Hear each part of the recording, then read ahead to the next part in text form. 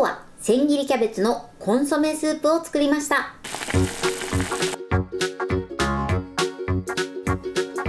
こんにちは、料理研究家のゆかりです。このチャンネルはいろんな料理のレシピ、そして役立つ情報をご紹介していくチャンネルです。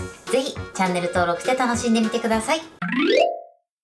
今日は千切りキャベツのコンソメスープを作りたいと思います。はい、ということで今回はですね、キャベツがたっぷり入った美味しいコンソメスープを作っていきます。キャベツの他にもお野菜をたっぷり入れて作っていきたいと思います。味付け、そして作り方にもところどころポイントがあります。ぜひ最後まで楽しんでみてください。それではどうぞ。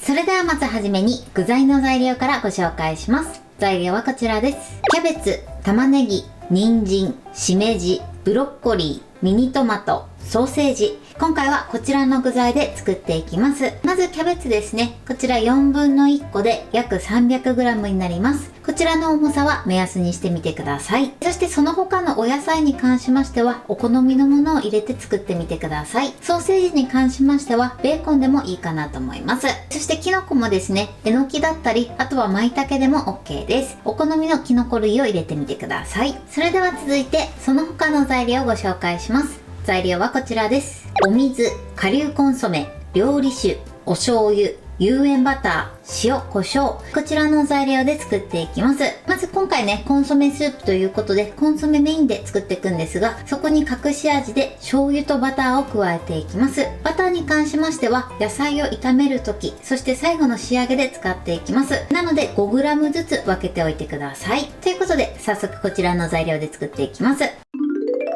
それでは作っていきます。まずはじめに野菜のブロッコリーですね。こちらは水洗いしてこのように使うまで水に浸しておいてください。このように水に浸していただくとつぼみの間のゴミなどを取り除くことができます。なのでできるだけしっかりめに浸しておいてください。ブロッコリーはこれで OK です。それでは続いてキャベツを切っていきます。キャベツはね、千切りにしていきます。まずはじめに芯を切り落としてください。そしたら続いてこちらを千切りにしていきます。千切りにするときはこの繊維を断ち切るように切ってみてください。そうすることで食感も柔らかくなってかつ甘みを感じやすくなります。では切っていきます。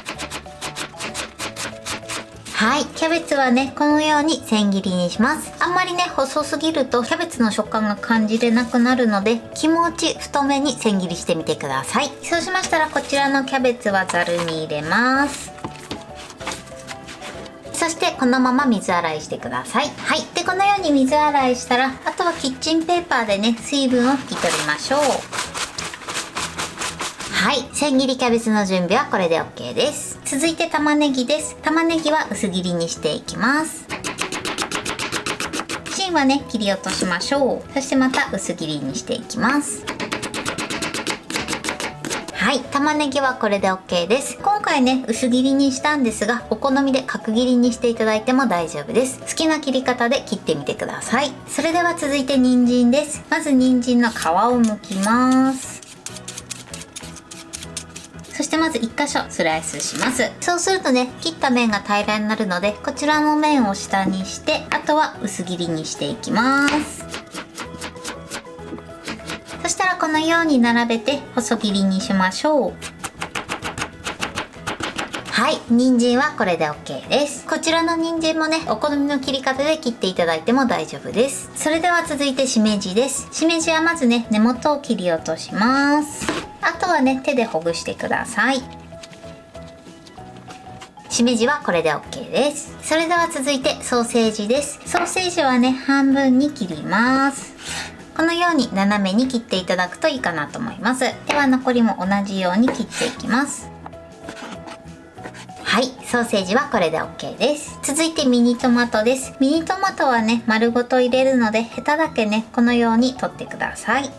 これでね、具材の準備は OK です。このようにね、切り分けてください。それではね、今からスープにしていきたいと思います。それでは作っていきます。まずはじめにですね、お野菜を炒めていきます。最初に野菜を炒めていただくことで、野菜の旨味をたっぷりと引き出すことができます。ではまずですね、バター半分ですね、5g だけ入れてください。そして火にかけます。火加減は中火です。そしてまずね、バターを半分ほど溶かしてください。ははい。で、バターがね、半分ほど溶けたら、続いてお野菜を入れていきます。ブロッコリーとミニトマト以外の野菜を入れてください。あとね、キャベツも入れちゃいましょう。まずね、野菜全体にバターをなじませてください。ちょっとね、最初はモリモリでやりづらいと思うんですが、だんだんね、お野菜がしんなりとしてきます。はい、全体的にね、ちょっとしんなりしてきたら、ここに塩コショウを振ってください。そして混ぜます。そしたら続いてここに料理酒を加えます。そして混ぜてください。はい、そして料理酒を加えて混ぜたら一度蓋をして、このままお野菜を蒸し焼きしてください。このようにね、一度料理酒で蒸し焼きしていただくことでお野菜の旨味を引き出すことができます。火加減は弱火です。このまま2分ほど蒸し焼きします。はい、2分経ちました。そしたら蓋を開けます。そうするとね、お野菜のいい香りがしてくると思います。そしたらね、一度混ぜてください。このように全体がね、しんなりしてきます。あとはね、もう味付けしていくだけなので簡単です。まずここにソーセージです。ソーセージなんですが、お野菜と同じタイミングで入れてしまうとソーセージの旨味がたくさん出てしまって、食べた時にね、ソーセージの味がスカスカになってしまいます。なのでソーセージは必ずこのタイミングで加えるようにしてください。では入れます。そしてお水、そしてコンソメ、まずこれだけ入れて混ぜてください。そしてこのまま一度沸騰させます。火加減は中火です。はい、くつくつ沸騰してきました。ちょっとね、アクのようなものが出てくるので、その時は取り除いてください。そしたらですね、最後ここにブロッコリーを加えます。ブロッコリーもね、茹ですぎると食感がなくなってしまいますので、一番最後に加えていきます。あと色味もね、悪くなっちゃうので、必ず最後に加えてください。はい、そしてあとはトマトです。そしたら一度ね、お野菜を沈めて、このままだいたい1分半ぐらい加熱していきます。ちょっとね、水分が足りなくなったらお水を追加していただいて大丈夫です。その分味の濃さは調整してください。はい、で時間が経ったら最後味付けの仕上げです。お醤油と、そしてバターです。こちらの2つはね、必ず最後に加えてください。そして混ぜましょう。このね、最後の2つを入れることで味が締まったとても美味しいコンソメスープに仕上がります。はい、 OK です。そしたら火を止めます。最後はですね、味見をしてお好みで味の濃さを調整してください。それでは器に盛りたいと思います。はい、これで千切りキャベツのコンソメスープの完成です。こんな感じに仕上がりました。このように具材がたっぷりで美味しそうに仕上がってます。最後にこちら分量外ですが黒胡椒をかけてます。こちらはお好みでかけて召し上がってみてください。これで完成です。それでは早速いただきたいと思います。ではいただきます。野菜の旨味がたっぷりですごく美味しいです。そしてキャベツもたっぷりで食べ応え抜群です。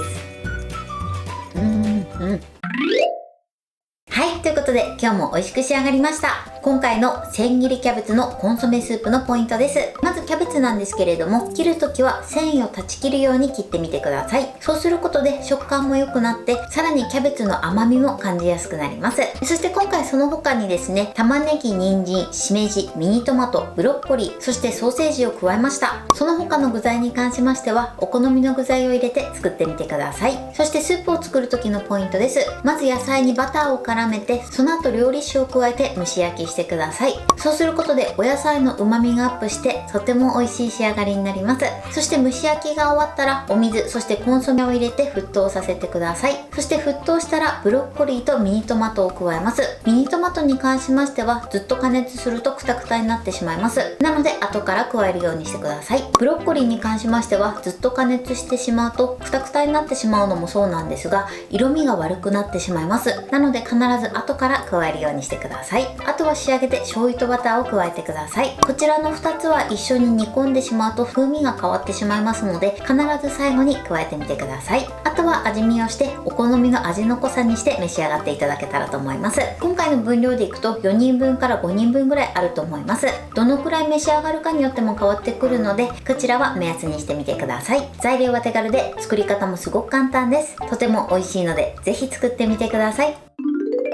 はい、ということで今日は千切りキャベツのコンソメスープを作りました。私のチャンネルでは他にもたくさんいろんな動画を配信してます。ぜひチャンネル登録して楽しんでみてください。そして Twitter、インスタ、Facebook、TikTok、こちらにもいろいろアップしていますので、ぜひいいね、フォロー、シェアしていただけたら嬉しいです。よろしくお願いします。ということで今日はこの辺で終わりたいと思います。本日も最後までご視聴いただきありがとうございました。ぜひグッドボタンもよろしくお願いします。それではまた次回の動画でお会いしましょう。バイバイ。